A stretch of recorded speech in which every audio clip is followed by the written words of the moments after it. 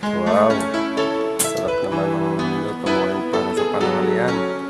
Nilagang buto-buto ng baboy with saging. Ulan.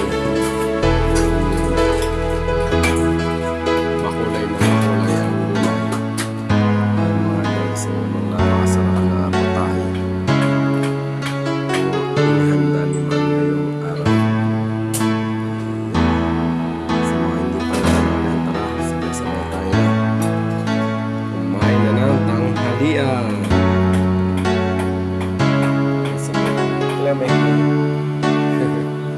Let's go!